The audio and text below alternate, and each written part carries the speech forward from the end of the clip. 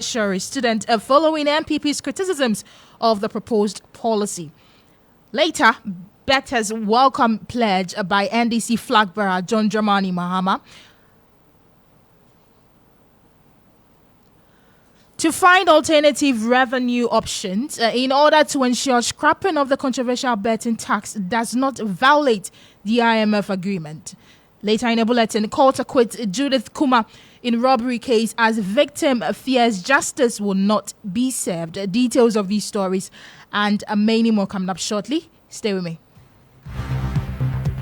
Starr News is coming to you live on Ultimate 106.9 FM in Kumasi, Empire 102.7 FM in Takrady, Zeps 95.9 FM in Zebila, Nissim 100.1 FM in Lamshao, My Star Radio in the USA, also live on Facebook on Starr 103.5 FM and on starfm.com.gh around the world.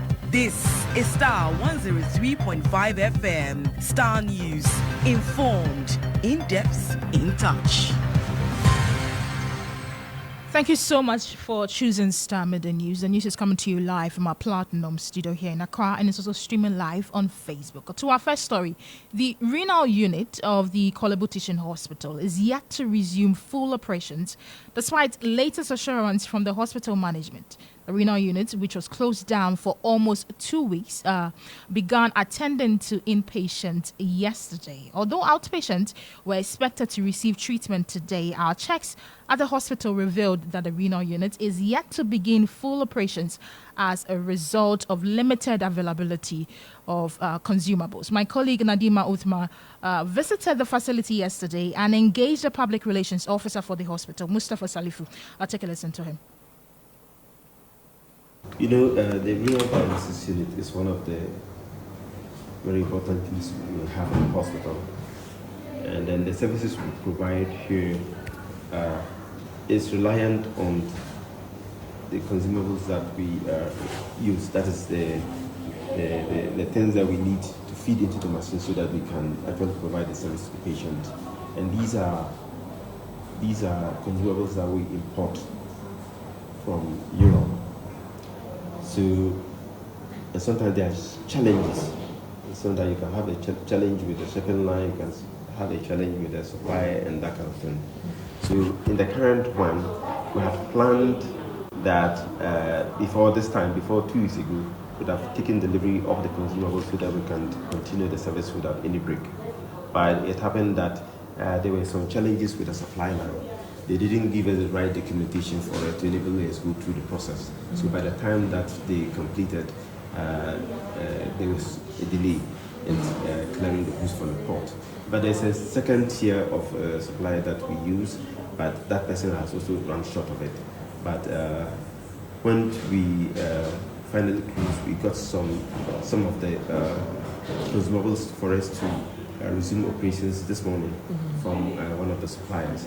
So, but the main supply, the quantity that we have, 40-footer container and then 20-footer container, they are being cleared from the port, and then it's expected that they will be delivered to us in Korle today, so that we can we'll prepare ourselves and then open up to the outpatients. For now, we are only taking care of the inpatients, which we started today. And this morning, so far, we have done about 5 dialysis for 5 patients.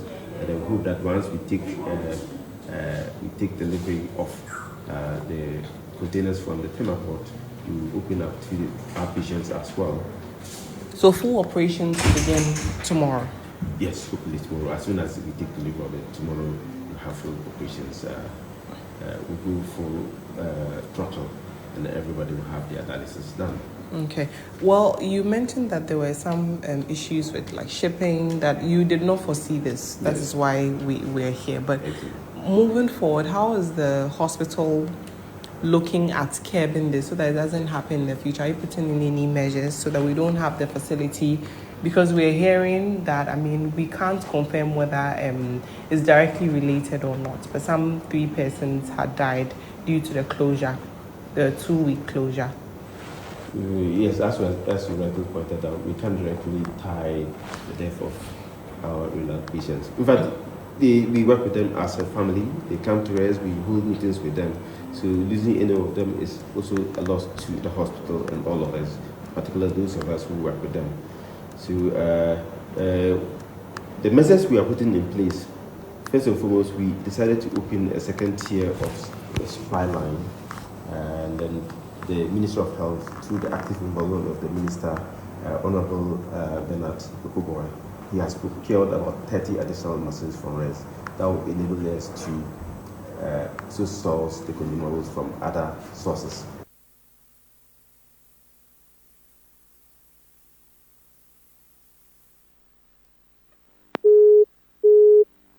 We had that the PRO for the public relations officer for the Korle Bu Teaching Hospital, who was confirming to my colleague yesterday that today the outpatient would be attended to, but it turns out that the renal that issue, or it hasn't been opened yet due to some delay at the port. But we have on the phone line Bafo Kojo Ahinkra, and he's the president for the renal patient. And hello, Bafo, can you hear me? Okay, I understand we've lost him, but Bafo Kojo Ahinkra is the president for the renal patients at the hospital there, and we understand he's there to confirm whether or not the renal unit is open. But I understand we have him now. Bafo, good afternoon, and thank you for making time to... Is incorrect. Please check and dial again. Right, it appears we have lost Bafo, though we're trying to work on the phone lines to speak with him. But let's move away from that. We'll surely come back to that story. But the NDC has mounted a spirited defense of its latest promise to offer free tuition to first-year tertiary students. It follows criticisms from the governing NPP, which has described the promise as a political gimmick. At the party's youth manifesto launch yesterday, the NDC listed a series of initiatives it said would help lessen the burden on students in tertiary institutions. One of such is scrapping of the tuition for first-year students in public tertiary institutions. However, the post attributed to head of the NDC's Inter-Party and CSO's relations, Dr. Peter Utukono, claimed the NDC was going to pay for academic user fees using the student loan scheme. Well, Dr. Utukono has been reacting to the post. Speaking on the Morning Star, the former Deputy General Secretary of the NDC said the NDC is confident of implementing the policy when elected again. Malicious, wicked fabrication from the fake news headquarters of the MPP, and it's rather unfortunate that they've been heavily scattered by the momentous outing of the youth wing yesterday in launching the manifesto. And I think it should be treated with contempt and completely disregarded. So it's not something that you've ever said anywhere at all? Absolutely not. Absolutely not. I actually made a Facebook post and indicated that the academic facility user fee for the level 100 students would be paid, and support to be provided through an enhanced and effective student loan trust for continuing students. And I can't imagine that if indeed they have anybody who comprehends English, they would be able to read it in this manner and put that twist on it. We are talking about enhancing the student loan scheme to be responsive to the needs of students.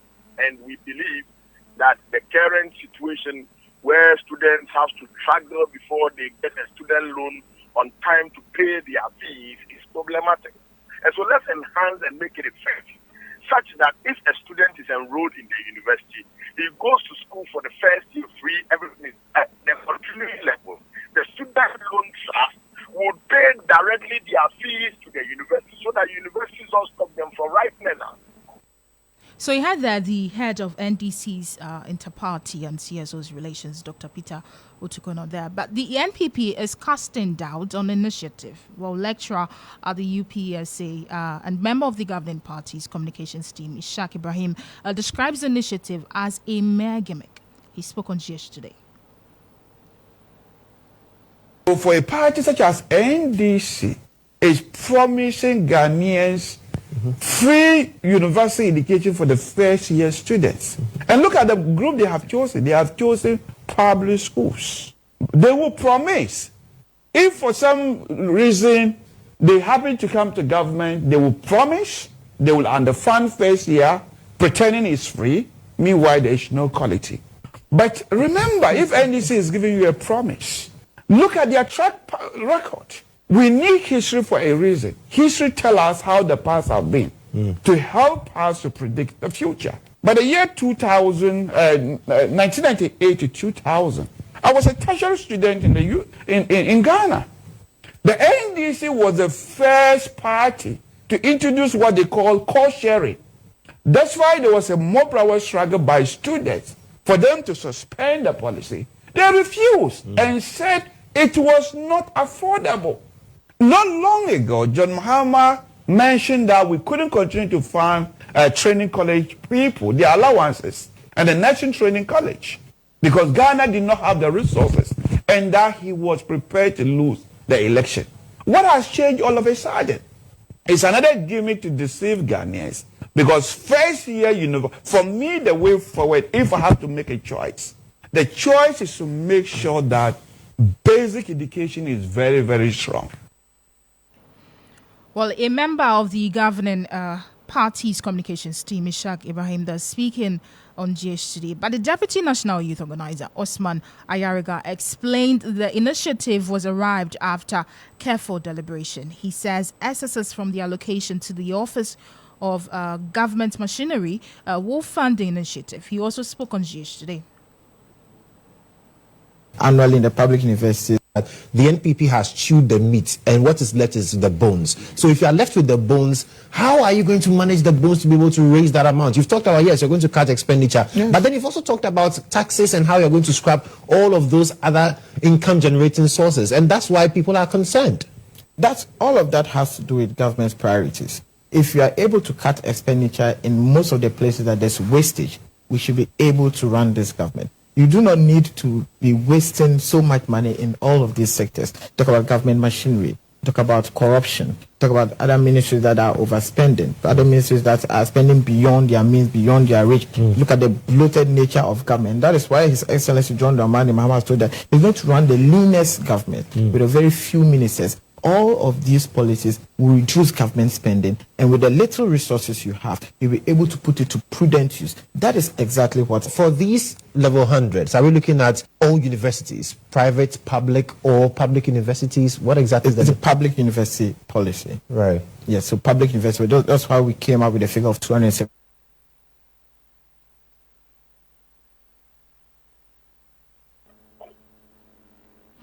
So you had there the Deputy Youth Organizer, Osman Akyara. But let's go back to our earlier story where the renal unit of the Korle Bu Teaching Hospital is yet to resume full operations despite the latest assurance from the hospital. And we have Mustafa Salifu, who is the PRO for the Korle Bu Teaching Hospital. Mustafa, thank you so much for joining us on Starr Midday News.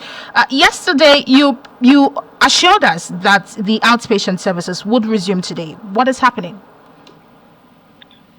Yes, yesterday our team was at the port to take delivery of the consumer, but unfortunately, time ran out by the time that they got there. So this morning they are back there to bring the container to the hospital so that we can resume the OPD services as well. But as I pointed out yesterday, the inpatient services still continue. And at the Patriotic Party Center, they are still running their outpatient services. It's the current that we are hoping to open up to the rest of the patients who do their dialysis at home. So the issue right now, if I heard you right, the issue right now is about clearing the consumables at the port. Yeah, it's about clearing the consumables at the port, and then that's what I explained. The logistics team is already at the port, trying to make sure that the container is loaded, and then they'll be headed to Korle Bu from the port very soon. So as soon as that is done, the renal dialysis team will also start preparing the applications. They requested to have their labs done so that they can resume full operations from tomorrow. In the meantime, are there any interim solutions or alternatives, arrangements made to accommodate the outpatients in the meantime until these goods are able to be cleared? Yes, as I mentioned, we have about 2 dialysis units in the hospital. They have the main Kodigui at the cabin, and then also one at the National Cardiothoracic Center.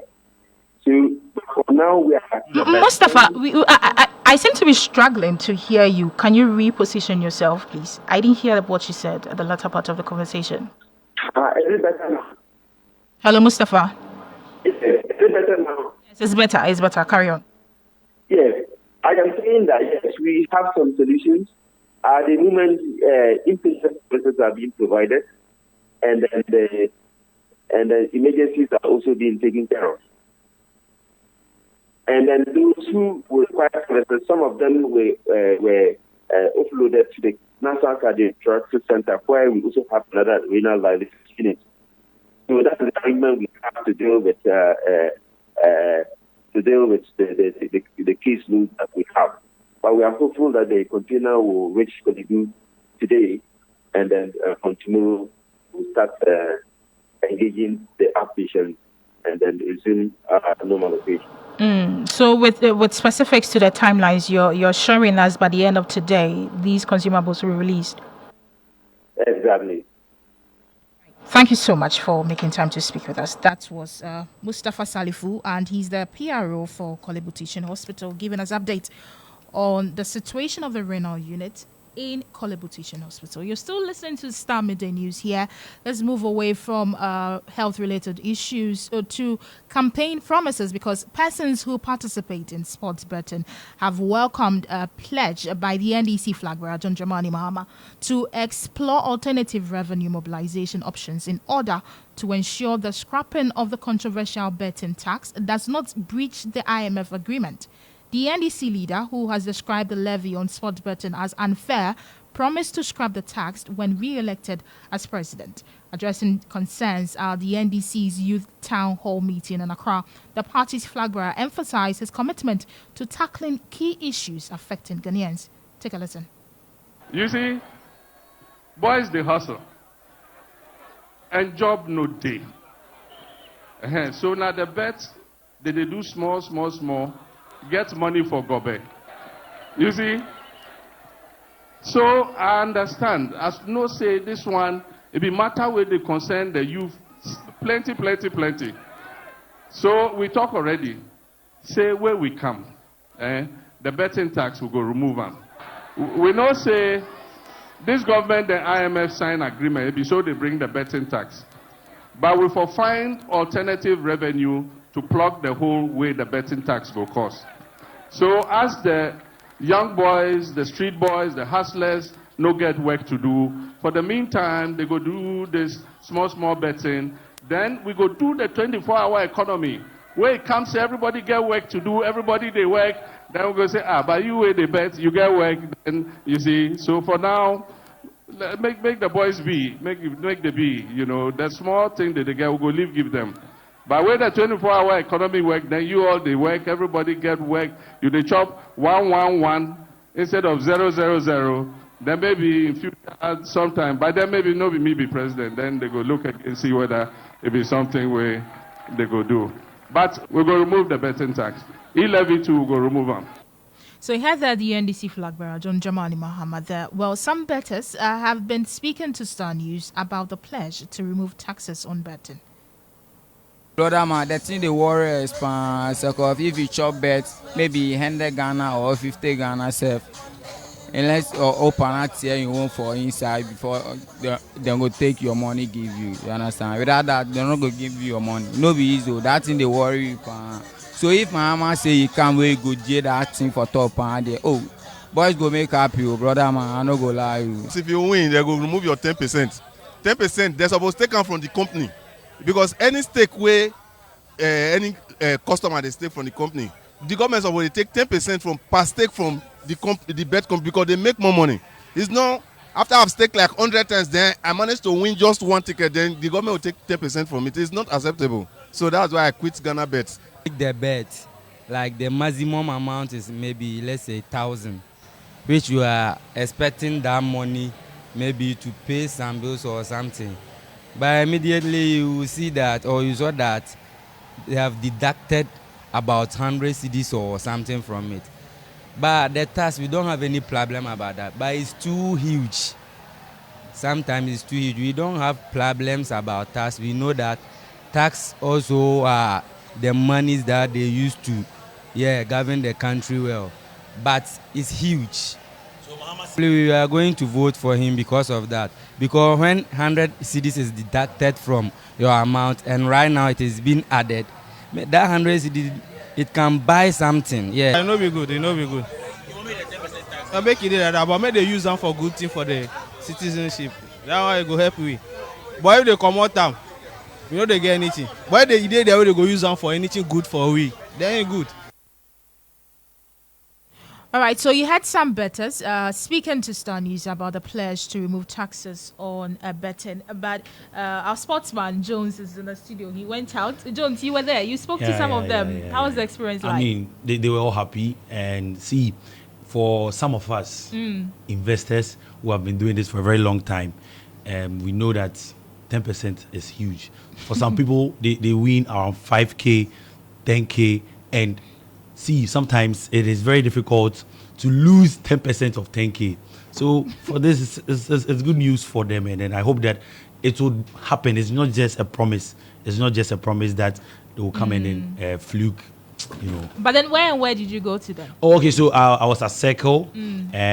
Circle, the boys did it. And thankfully, there was a Nigerian guy who says that, see, he is in Ghana, but then he bets using Nigerian booking codes. He bets using Naira because of the 10% tax. So it actually tells you that it goes a long way to actually affect some of our investors. Right. So you're here for sports. All right. What do you have in sports? So some breaking news for Ghana boxing and Ghana Olympics, as the International Olympic Committee has set a deadline of 2025 to decide whether boxing will be included in the 2028 Los Angeles Games. Now, this decision is in contingent on the establishment of a new global governing body for the sports following the IOC's decision to strip the International Boxing Association of its recognition last year. Now, the IBA has been marred by issues of governance, finance, and ethics, and has lost its place at the Olympic table after failing to implement necessary options. So, IOC President Thomas Bach expressed a strong desire to see boxing remain part of the Olympic program there. So, we might not see boxing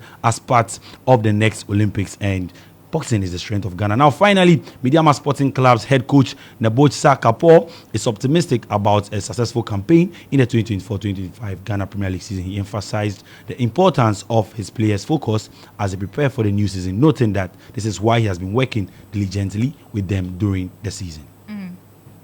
For me, the most important thing, players are keeping perfect focus on everything, what is our content, and this is great because from training sessions, always we must take or pick the most what content is giving for our players, and really they understand everything perfect, working very good, and everything what I saw from training sessions are giving me good feedback.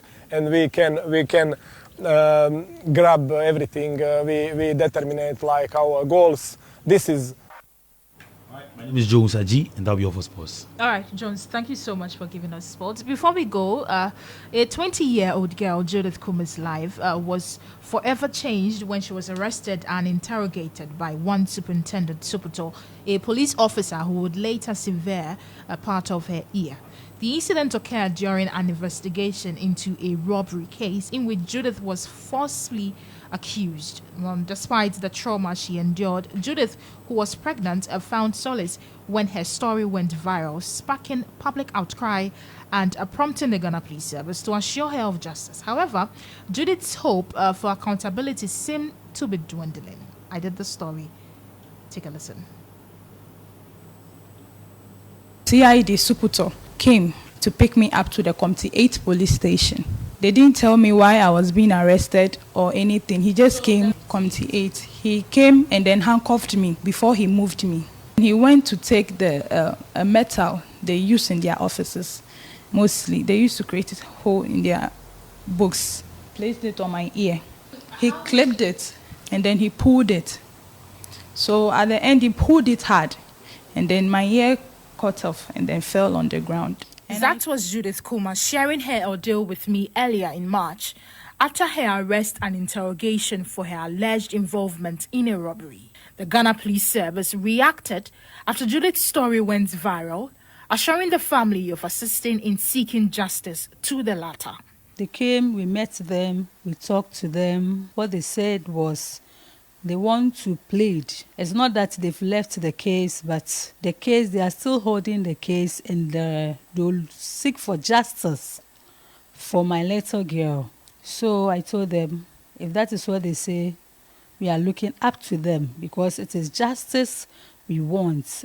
5 months down the lane, Superintendent Supito, the officer responsible for Judith's abuse, has allegedly been promoted at the Tema Regional Command despite assurances of a potential indictment. This development has left Judith, now 7 months pregnant, fearing that justice may never be served. I never knew in Ghana if you'd, harm somebody to get to a higher level, because I would want for him to be brought before the court as I was brought before the court, and for him to be dealt with. But then he has been rather promoted. He was at the Committee 8 police station, but now promoted to the regional's headquarters at Tema. He is there, he's working. I've seen him a couple of times. Even yesterday, I saw him in work. It's not easy. Being pregnant and then going to court wasn't an easy journey. I would have to miss my hospital dates just to be in court. Most of the times, we would be in court and I would be sick, really sick. I'd have headaches, pains, kickings. But then you can't do anything because if you miss one day, you'll be arrested and then you'll be given bench warrants. Judith's lawyer, Andrew Karte, who took her case pro bono, vows to sue the police service and demand compensation for his client, decrying how the service has failed the young woman. So what we intend to do is to sue for want of a better word, for compensation. To sue for compensation for all the physical, emotional, mental torture that she has been subjected to by reason of the acts of the police. As Judith prepares to welcome her baby, she faces the daunting task of providing for her child while grappling with the psychological trauma of her ordeal. Right now, I rely on my mom for everything. It's my mom. In this state that I am in right now, it's impossible for me to work until I deliver my baby girl. So after delivery, I'm open for work, and then, anything that would help to bring food on my table would be acceptable. Judith's case continues to spark outrage, with many demanding justice for the young woman who has suffered so much.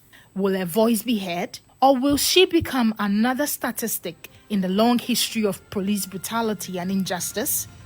Only time will tell. And that brings us to the end of Starr Midday News here on Starr 103.5 FM. My name is Awisi Dede Jange. Have a wonderful afternoon.